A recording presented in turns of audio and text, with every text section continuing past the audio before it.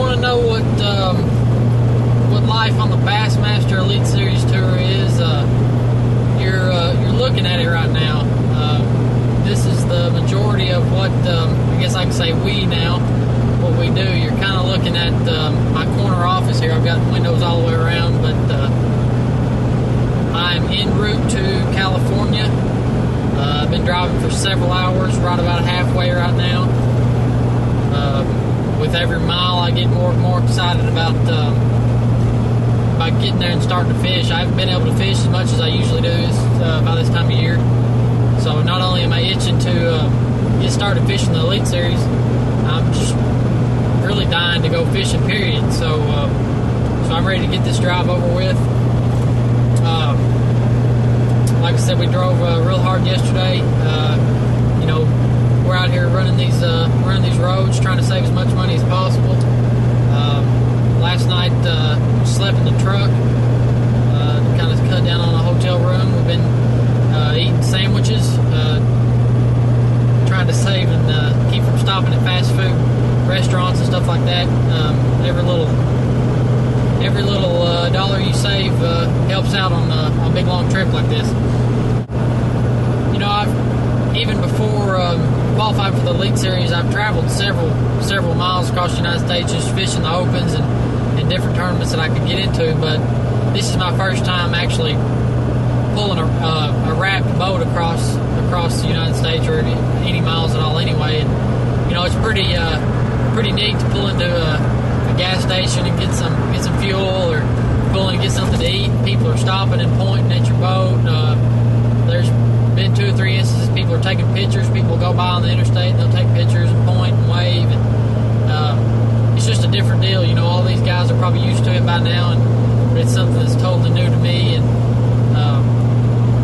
this being my dream, growing up as a kid, and watching these guys and me being the fans that are oohing and ahhing over their boats, and now that I've got one and are trying to be out here and start making this my career, it's just a great feeling when people do stuff like that. So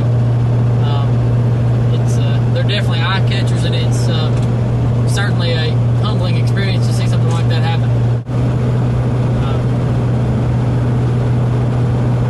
Everybody wanted to know what it was going to look like to be on the Bassmaster Elite Series, especially to know what it's going to be like to be a 19-year-old to be on the series. You're looking at most of it. Like I said, I've been sitting in this driver's seat for many miles so far, and spent a lot of time on the phone, stopping and getting fuel, and that's about it. But ready to get there, ready to get out of this truck, stretch my legs, get in a hotel room, and start trying to figure out something to place myself as high as I can in the standings at the Delta.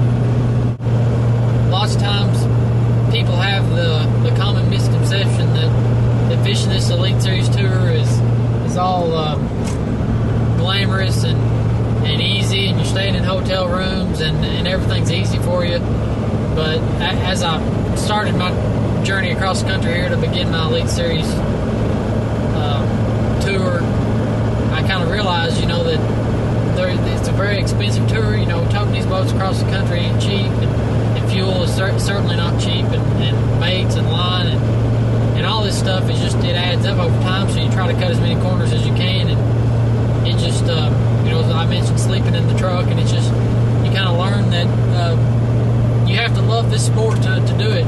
There's some, you've heard many pros say it before. There's you have to have a certain kind of love to be able to do it at this level, and I certainly want to have a long career doing it. Sometimes it can be tough, but I'm ready to take it on, that's for sure. But everybody kind of thinks that sometimes this stuff's easy, but sleeping in your truck and it's 30 degrees outside can sometimes not all be that wonderful. But it's all for a good cause, and just trying to save a buck so you can get to the next tournament. And that's not just for my eyes, but that's a lot of these guys out here, and it can be a tough road at times. Alright guys, tournament 1 is over.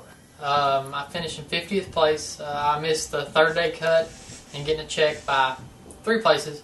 Not the happiest in the world about that, but I did beat out 40 or so other Elite Series anglers, so it could have been worse. But I am pretty disappointed. I struggled in practice, just didn't really get on anything. The fishing a tidal fishery here in the Delta was different for me, so that threw me a little bit of a curveball. I was having to wait on it every day and just didn't have enough fishing time doing what I was wanting to do to be able to compete against these guys. And I was sitting right on the cut after the first day and actually doubled my weight for the second day and still didn't make the cut. And I kind of had that wow factor against these guys that you see how good they are. I mean, they absolutely blew their doors out, and now I understand that these guys are the best in the world, and I'm going to have to step up my game and really be able to hit home runs to be there and compete. But 50th place doesn't really hurt me that bad in the points, so we'll move on from here and go to Clear Lake. But you're kind of seeing life on the road. It's sleeping on pull-out couches.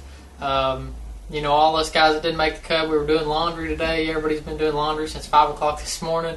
We're getting our tackle ready, making repairs on the boats, and trying to get ready to go to Clear Lake. I think we're all kind of rested up and ready to get a little bit of revenge, I guess, and head to Clear Lake. But that's what I've got for this week, and thanks for watching.